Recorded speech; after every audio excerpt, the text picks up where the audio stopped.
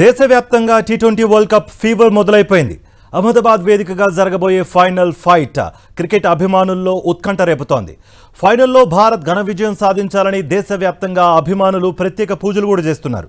పలు దేవాలయాల్లో అభిషేకాలు, హోమాలు నిర్వహిస్తూ టీమిండియాకు విజయాన్ని అందించాలని కోరుకుంటున్నారు.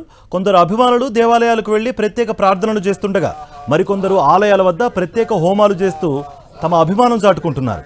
టీమిండియా మరోసారి పొట్టి ప్రపంచ కప్ ట్రోఫీని కైవసం చేసుకోవాలని దేశ ప్రజలు ఆకాంక్షిస్తున్నారు. చిన్న పట్టణాల నుంచి మెట్రో నగరాల వరకు ఎక్కడ చూసినా క్రికెట్ జోష్ కనిపిస్తోంది. ఓం శ్రీ గణేశాయ నమః స్వాహా. ఓం శ్రీ గణేశాయ నమః స్వాహా. ఓం శ్రీ గణేశాయ నమః. ఓం శ్రీ గణేశాయ నమః స్వాహా. ఓం శ్రీ గణేశాయ నమః స్వాహా. ఓం శ్రీ గణేశాయ నమః స్వాహా. भारत माता की जय, भारत माता की जय, भारत माता की రైట్.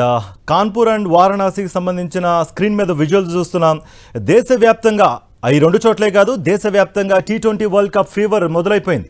అహ్మదాబాద్ వేదికగా జరగబోయే ఫైనల్ ఫైట్ క్రికెట్ ఫ్యాన్స్లో ఉత్కంఠ రేపుతోంది.